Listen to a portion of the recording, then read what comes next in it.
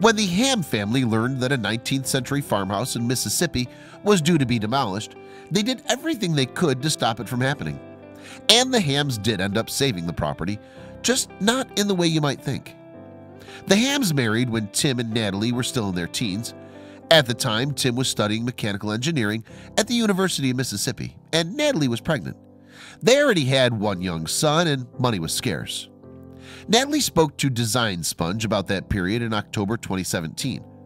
With an empty home and a growing family, I began designing pieces of furniture that Tim could build to furnish our 1,200 square foot rental, she said. To keep costs low, the pair bought items of furniture at yard sales and renovated them. They did such a good job on the furniture, in fact, that people took notice. People started asking to buy it, Natalie explained to Country Living, and that's when we decided we should start selling it. The pair turned their hobby into a business, Ham-Made Furniture, which now keeps them busy full-time. Both Tim and Natalie were introduced to the creative side of life at an early age.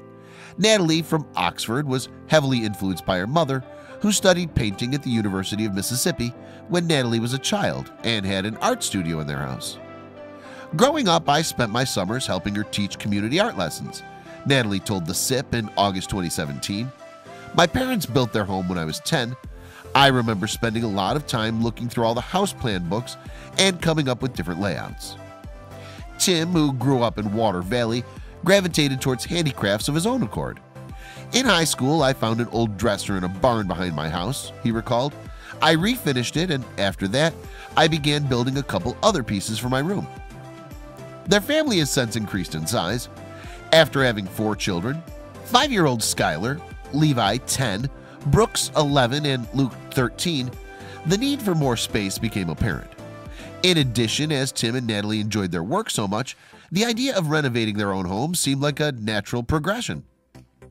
Tim and Natalie subsequently bought a sizable plot of land outside Oxford where they intended to construct business premises. Then in 2014, the couple learned that a local 19th century farmhouse was due to be demolished by a church organization. The Hams knew they had to do something. We'd get calls to tear down old barns, churches, and homes, Natalie explained to Design Sponge. We were fascinated by the beauty of these old structures and the thought of saving what seemed long gone and giving it a second chance. And the farmhouse was no different. We spent days trying to figure out a way to move it onto our land, Natalie continued. It wasn't possible. So the Hams decided to do what came naturally to them. They reused as much of the old house as they could and built a brand new home of their own. Natalie decided to salvage everything possible, from trim to shiplap and flooring, in order to build the farmhouse. She then proceeded to sketch out the design of the new home on a bit of paper.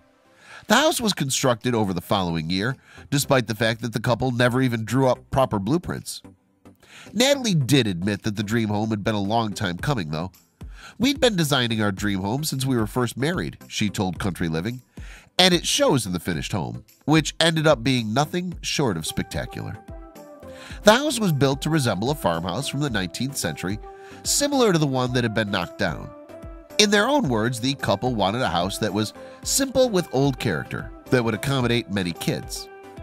Luke, the eldest of the Ham children, has his own room, decorated in the colors of the University of Mississippi.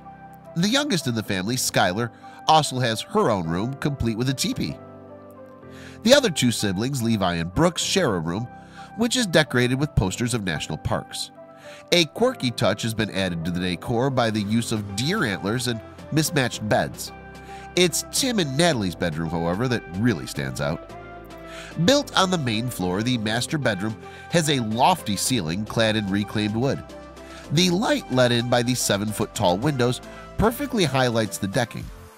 Believe it or not, it's actually shiplap salvaged from the old farmhouse.